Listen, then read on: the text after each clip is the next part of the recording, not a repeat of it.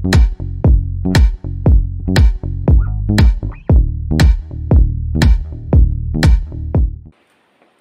sore bagi kita semua Bapak Ibu. Sore. Ya, puji Tuhan tetap sehat ya. Ya, hari ini saya ingin menyampaikan firman Tuhan, menjadi pemimpin yang diperkenan Tuhan. Di dalam level kerohanian Bapak Ibu, yang paling tinggi adalah hidup diperkenan oleh Allah. Kalau ada orang dipakai Tuhan dengan mujizat, ketika hamba Tuhan menumpangkan tangan bagi orang sakit, dia sembuh. Mungkin beberapa orang akan menilai, oh ini orang luar biasa, karunia Tuhan dalam hidupnya. Kalau ada orang yang susah, terus dia berdoa kepada Tuhan dan Tuhan buka jalan, bahkan diadakan Tuhan mujizat dalam hidupnya, maka patutlah dia bersuka cita. Tetapi saya mengatakan, di dalam kehidupan kekristenan yang paling tinggi adalah hidup diperkenan oleh Allah. Seperti apa hidup diperkenan oleh Allah? Kita akan melihat ada 3 tokoh yang ingin saya mau sampaikan bagi kita, bahwa orang-orang ini adalah orang-orang yang berkenan di hadapan Tuhan. Sebelumnya kita akan baca firman Tuhan dari Amsal pasal 22 ayat 29. Pernahkah engkau melihat orang yang cakap dalam pekerjaannya? Di hadapan raja-raja ia akan berdiri, bukan di hadapan orang-orang yang hina. Kita ada di barisan para pemimpin. Amin.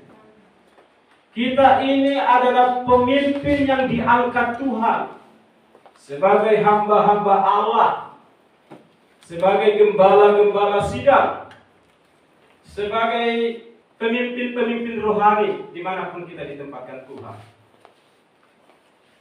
Samuel seorang pendeta, tapi juga seorang pendidik.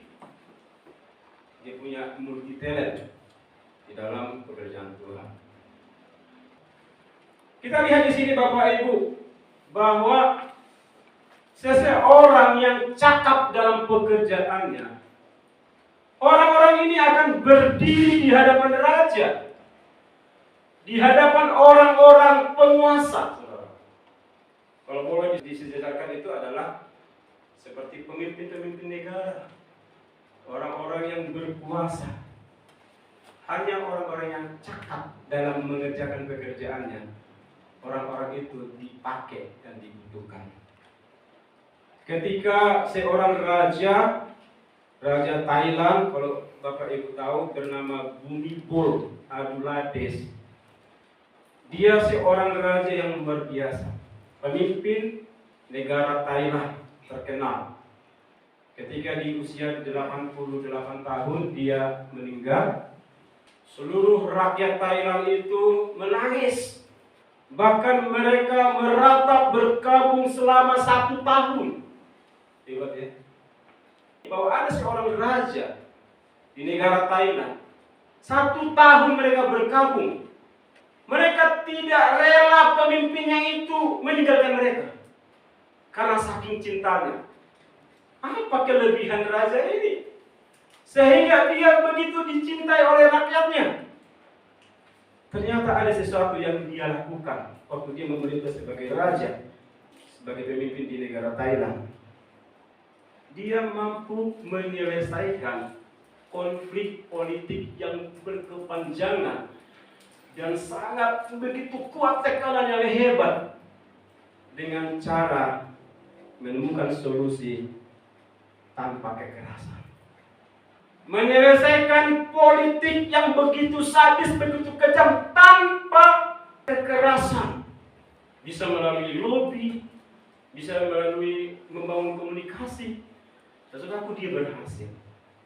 Dan rakyat Thailand begitu mengagung-agungkan seorang tokoh, seorang pemimpin yang dunia melihat sepak terjangnya begitu luar biasa.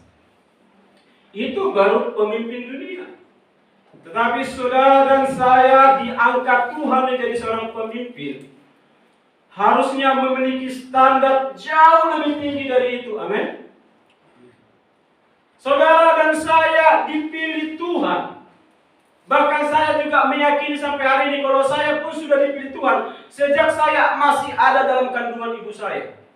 Apa yang direncanakan Tuhan itu akan terjadi. Sehingga kita harus menyadari bahwa status kita itu adalah pemimpin yang diperkenan Tuhan. Amin. Yang mengangkat saudara siapa? Bukan manusia, tapi Tuhan. Yang mengangkat Amang Pendeta Mario Saragi sebagai ketua wilayah, Tuhan. Amin. Sekretaris, bendahara wilayah, bahkan diberi gembala-gembala di mana kita berada, Tuhan yang mengangkat. Artinya, kalau Tuhan yang mengangkat, karena Tuhan sudah lihat bahwa hidup kita diperkenan Tuhan. Nah, itu sebabnya pemimpin yang diperkenan Tuhan di dalam dirinya ada satu kelebihan dibanding yang lain. Yang ingin saya mau sampaikan adalah tentang integritas. Kita pernah sering dengar apa itu integritas. Kalau dalam bahasa Latin disebut inertia atau incorruptibility. Artinya sikap teguh mempertahankan prinsip-prinsip kebenaran dan nilai-nilai moral yang tinggi. Integritas juga adalah konsistensi dan keteguhan yang tak tergoyahkan dalam menjunjung tinggi nilai-nilai luhur dan keyakinan.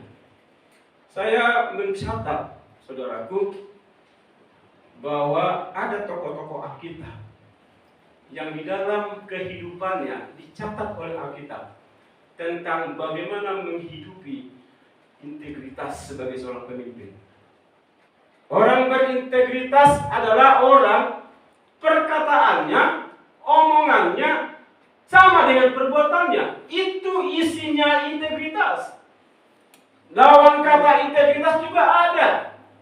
Kita perlu tahu juga, saudaraku. Lawannya integritas itu adalah hipokrisi. Kalau bahasa kerennya itu munafik. Memakai topeng, berpura-pura, menipu, tidak tulus. Pertama kali pakai tentang munafik itu adalah iblis. Ketika iblis memakai rupa ular sebagai topeng untuk memperdaya Hawa, dan iblislah yang pertama kali menggunakan legal-legal ini. Kita akan lihat yang pertama tentang tokoh-tokoh yang menonjol, ada integritas yang menonjol dalam kehidupan. Yang pertama adalah Yusuf. Yusuf memiliki integritas yang menonjol adalah tentang kejujuran. Saya akan bacakan bagi Bapak Ibu, bisa mengikutinya dari Kejadian pasal 39 ayat 1 sampai 9. Adapun Yusuf telah dibawa ke Mesir, dan Potifar seorang Mesir, pegawai istana Firaun, kepala pengawal raja, membeli dia dari tangan orang Ismail yang telah membawa dia ke situ.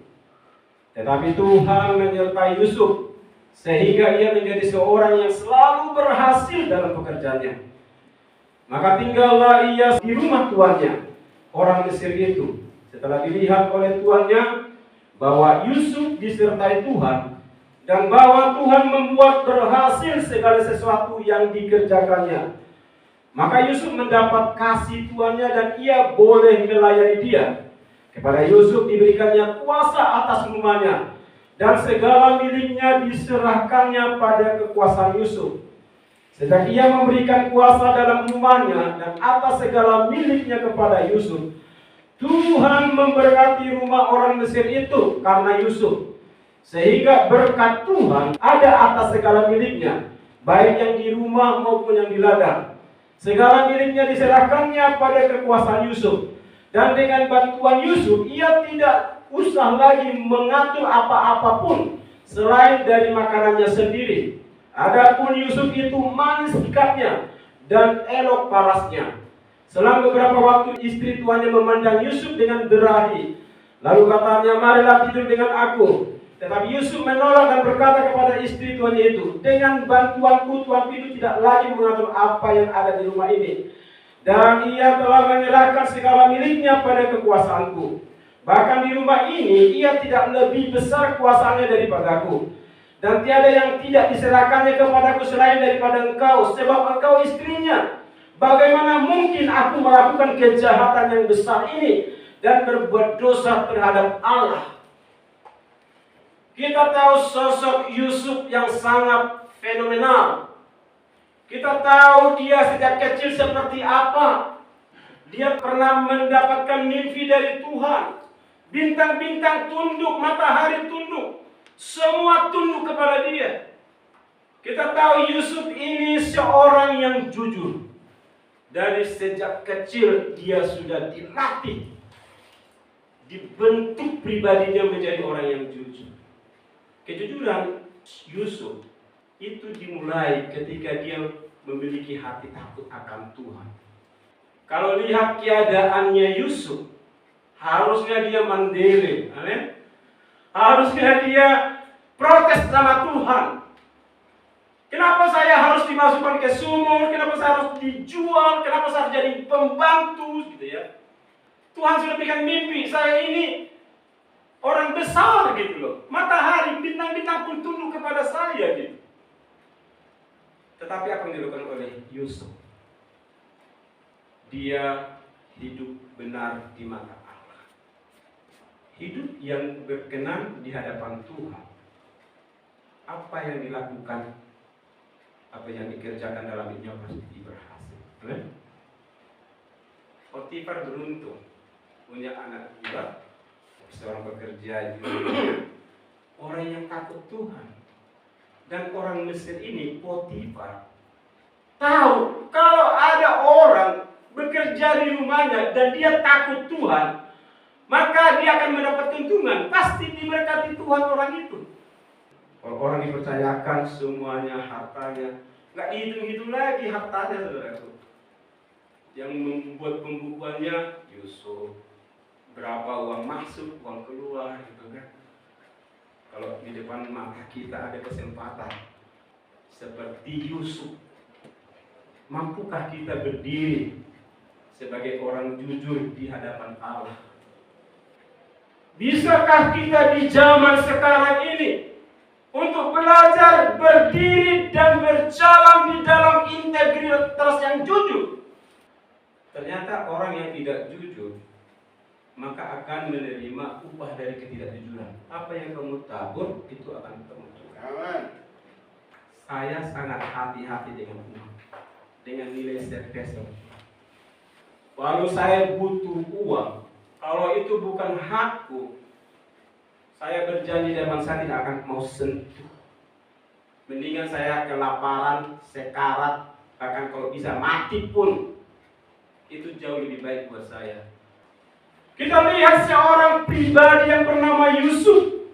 Dia memiliki integritas yang menonjol tentang kejujuran. Saudaraku, kejujuran itu kalau sudah diuji, maka Tuhan akan membukakan tangga-tangga untuk naik. Jangan lihat yang sekarang.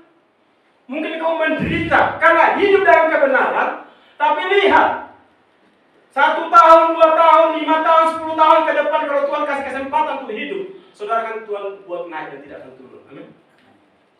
Tapi kita harus bangun kualitas, yaitu integritas tentang kejujuran.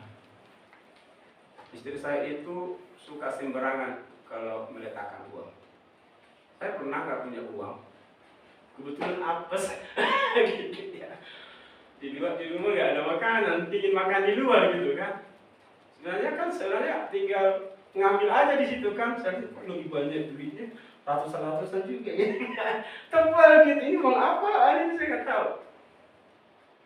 Tapi saudaraku, karena hati ini sudah terlatih, saya nggak sentuh. Saya ambil, saya simpan. Takutnya anak-anak ambil. Jadi saya datang gitu, keluar gitu. Dompet kemana? Mau beli mana? Gitu kan. Uang yang mana?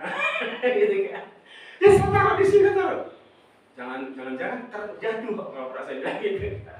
Setelah saya lihat dia udah lelah gitu, saya bilang makanya kamu letakkan uang jangan semua.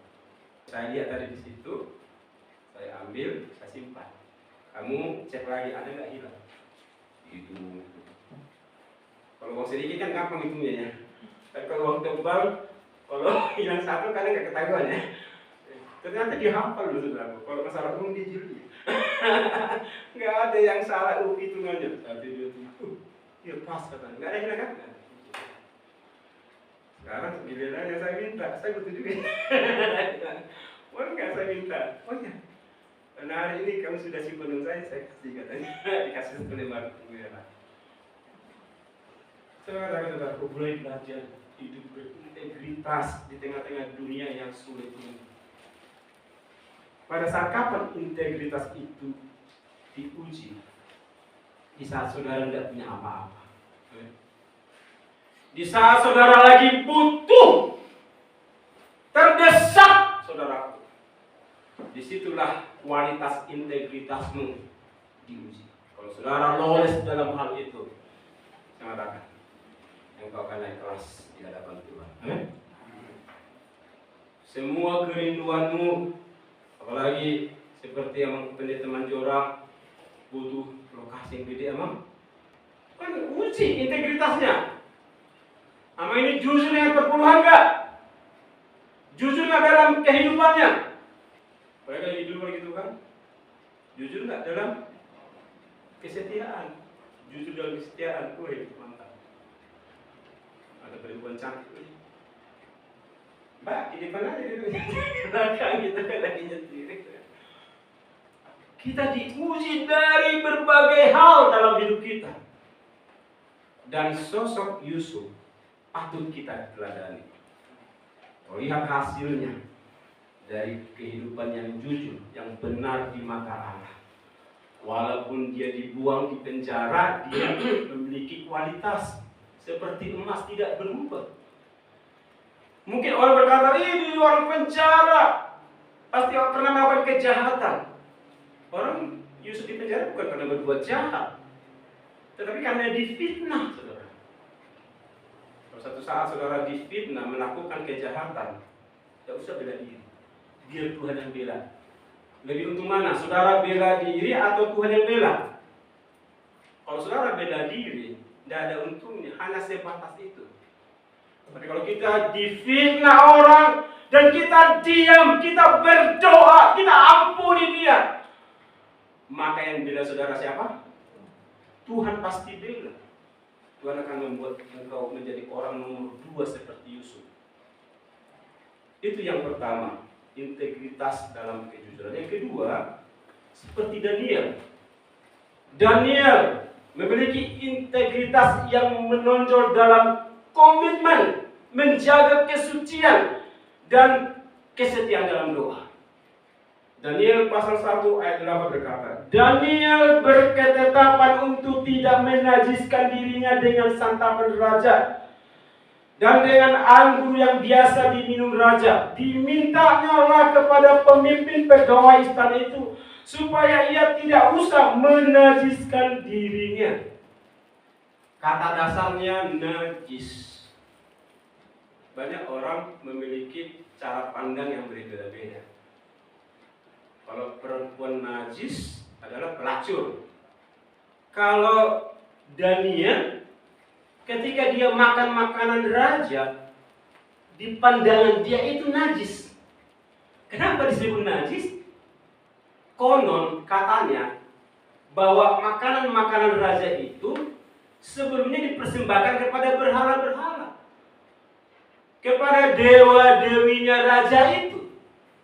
Sehingga itu di pandangan Daniel adalah makanan yang najis, yang dipersembahkan kepada berhala-berhala, dan dia tidak mau makan. Walaupun makanan itu paling enak, ya, makanan raja zaman dahulu cara mengolahnya, Bapak Ibu tahu nggak? Itu dihadirkan orang-orang yang ahli dalam bumbu. Saya ini jago masak, ngerti. Meracik makanan yang enak, lembut, sedap, bervitamin, bergizi nilai tinggi. Bukan cuma hanya sekedar enak di lidah, enggak. Sudah melalui proses seleksi yang begitu ketat itu. Harusnya kan makanan itu kan menyehatkan ya. Tapi karena dipersembahkan kepada berhala-berhala, di pandangan Daniel itu najis. Apa apa kategori najis dalam pandangan kita sebagai anak-anak Tuhan, sebagai hamba-hamba Tuhan, sebagai pemimpin, sebagai pendeta. Jangan-jangan kita sudah buat buram. Nggak lagi membedakan mana yang najis, mana yang baik. Orang yang bergaul dengan Allah, yang mempersembahkan tubuhnya kepada Allah, dia bisa membedakan mana yang baik, mana yang berkenan kepada Allah. Amin. Saudara dan saya adalah pemimpin yang diperkenan Tuhan, yang harus memperjuangkan integritas, di mana kita harus menjaga kesucian hidup kita. Jangan bermain-main dengan kenajisan. Kalau saudara bisa kembangkan arti kenajisan itu sangat luas, silakan saja. Apa saja yang disebut dengan najis, menyebut pun jangan. Apalagi menyentuhnya, apalagi masuk ke dalam itu. Karena kita ini pribadi yang diperkenan oleh Allah. Yang kedua, Daniel itu memiliki komitmen dalam doa. Jadi waktu dia berdoa, bukan pada saat dia sudah punya masalah baru berdoa, enggak. Daniel pasal 6 ayat 10 berkata, demi didengar Daniel bahwa surat perintah itu telah dibuat, pergilah ia ke rumahnya. Dalam kamar atasnya ada tingkap-tingkap yang terbuka ke arah Yerusalem. 3 kali sehari ia berlutut berdoa serta memuji Allahnya. Ayat berikutnya sebagai ayat yang kita garis bawahi. Seperti yang biasa dilakukannya. Daniel berdoa, mau punya masalah, mau tidak, dia tetap berdoa. Memang pada saat itu dia difitnah. Teman-temannya iri sama dia. Ini orang pendatang kok jadi nomor 2 gitu kan? Diangkat menjadi orang hebat. Gimana caranya? Kita jebloskan dia, kita ciptakan siasat gitu kan? Tetapi Daniel tidak membuat pembelaan terhadap dirinya. Seperti biasa, dia berdoa 3 kali sehari. Sebagai orang-orang yang diperkenan Tuhan, kalau kau berdoa bukan karena sebuah kebutuhan, tetapi sebuah gaya hidup, lifestyle. Ada masalah, tidak ada masalah, engkau seorang pendoa yang dipakai Tuhan. Engkau memiliki hubungan yang begitu intim dengan Tuhan. Kadang-kadang di rumah saya tidak mudah mengajak seisi rumah berdoa. Kalau saya harus terpaksa berdoa sendiri, saya berdoa. Tapi lama-lama mereka, cuma Bapak yang berdoa, mulai datang satu-satu. Gitu kan? Ya, sadar juga kan, ya kan. Terserah lalu saya diajak berdoa nggak mau, karena saya penyembahan sudah. Pernah saya baca Alkitab sendiri, khotbah sendiri, nggak ada yang dengar. Ya, saya kencangin baca Alkitab, habis baca Alkitab, saya jelaskan apa yang saya baca itu. Karena bagi saya, ketika saya menyampaikan firman Tuhan, bukan hanya orang lain yang mendengar, telinga saya yang mendengar suara saya, membangkitkan iman di dalam diri saya. Itu yang membuat saya itu tetap berkobar-kobar kepada Tuhan. Saya percaya kita semua juga hatinya berkobar-kobar, amin. Apapun yang terjadi, mari sebagai hamba-hamba Tuhan, bangun komitmenmu dalam doa. Banyak gereja tidak bisa beribadah. Kami juga. Tapi kami 2 minggu ini sudah bertatap muka ya. Ada online gitu. Anak saya yang perempuan itu dia ngerti tentang live streaming online. Oh, dia setting sama dia. Saya nggak pernah ngajarin dia, tapi jago juga. Dan kita memberitakan teman. Tambah juga jemaat. Keluarga-keluarga kami mulai ikut online ya. Saya lihat ada abang saya. Saya katakan, sekalipun tidak ada pendukung, tetap lakukan bagianmu. Karena engkau pribadi yang dikenal Tuhan sebagai pemimpin. Amin. Kejar waktu yang ada. Hidup ini sangat singkat ya. Dan kita menggunakan segala waktu yang ada untuk menjadi orang Kristen, menjadi pemimpin, menjadi hamba Tuhan yang berkomitmen dalam doa, beribadah kepada Allah. Dan yang ketiga, seperti Habakuk. Habakuk memiliki integritas yang menonjol dalam tanggung jawab. Habakuk pasal 3 ayat 17 sampai 19, dan ini yang terakhir. Sekalipun pohon ara tidak berbunga, pohon anggur tidak berbuah, hasil pohon zaitun mengecewakan, sekalipun ladang-ladang tidak menghasilkan bahan makanan, kambing domba terhalau dari kurungan, dan tidak ada lembu sapi dalam kandang, namun aku akan bersorak-sorak di dalam Tuhan, beria-ria dalam Allah yang menyelamatkan aku. Allah Tuhanku itu kekuatanku. Ia membuat kakiku seperti kaki rusa yang membiarkan aku berjejak di bukit-bukitku. Dalam kurung untuk pemimpin biduan dengan permainan kecapi. Yang ketiga, saudaraku, Habakuk adalah seorang yang dipakai Tuhan di zaman di mana umat Israel mengalami masa-masa yang berat, situasi yang sulit, ada penindasan, ada ketidakadilan, ada kekerasan yang dialami oleh umat Israel. Tetapi Habakuk tidak menyerah. Dia mengambil semua resiko itu. Dia memperbaiki keadaan sebisa mungkin dan melaksanakan kewajibannya sebagai pemimpin sebaik mungkin, sekalipun dalam keadaan yang sulit. Saya tidak tahu seperti apa kesulitan yang Bapak Ibu hadapi dalam pelayanan. Jemaat tidak datang, persembahan tidak ada. Kita hamba-hamba Tuhan bergantung kepada Tuhan benar-benar. Kalau pendeta Samuel masih ada gajinya dia karena dia mengajar dan kerja sebagai pegawai, walaupun gajinya dipotong setengah masih ada gitu kan. Kalau kita ini kayak saya juga gitu kan, nggak ada gajinya 24 jam. Kalau Tuhan pelihara, Tuhan pelihara. Bosnya Samuel itu, saya nggak tahu entah kenapa, bosnya Samuel itu cetak buku di saya. Padahal persenangan begitu banyak kan? Mereka udah keliling-keliling, Samuel udah keliling-keliling, harganya segini. Tapi begitu sampai di mejanya Pak Kimson, harganya signifikan. Dan sejak saat itu ya, sampai hari ini, cetak buku. Saya pikir begini, saudara.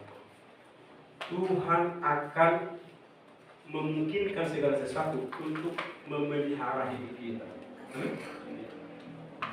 Saya nggak sekarang tidak pikirin dari mana sumber uang, saya nggak pikirin lagi, saudaraku. Saya hanya memikirkan bagaimana waktu yang ada ini saya gunakan melalui media sosial. Saya memberitakan Injil, saya melayani pelayanan konseling. Banyak orang curhat, banyak suami istri berantem, ada orang yang mau bunuh diri. Dia telepon kepada saya, Pak Syanturi, boleh saya konseling? Saya mau cerita tentang hidup saya. Apa yang harus lakukan? Saya dengarkan semua permasalahannya. Ternyata suaminya pergi dan dia dengar beritanya suami sudah menikah. Saya harus layani dia. Dan puji Tuhan, dia sudah kuat. Apalagi yang bisa kita lakukan selagi kita hidup? Buat hidupmu bermakna karena Tuhan sudah menempatkan kita sebagai hamba Tuhan, sebagai pemimpin yang sudah diperkenan oleh Allah. Seperti Habakuk di masa yang sulit, dia tetap bertanggung jawab sebagai seorang pemimpin, melakukan upaya sebisanya dia. Walau pohon ara tak berbuah, pohon ara tak berbuah, kering, saudaraku. Ada saatnya hidup kita tidak selamanya. Tuhan izinkan itu terjadi. Sepertinya tidak ada jalan keluar. Kita terbentur dengan tembok. Tidak ada sesuatu yang kita banggakan. Habis mengatakan, kalau saudara dan saya bisa bertanggung jawab dengan apa yang Tuhan percayakan kepada kita, maka semua itu bernilai di mata Allah. Kiranya firman Tuhan ini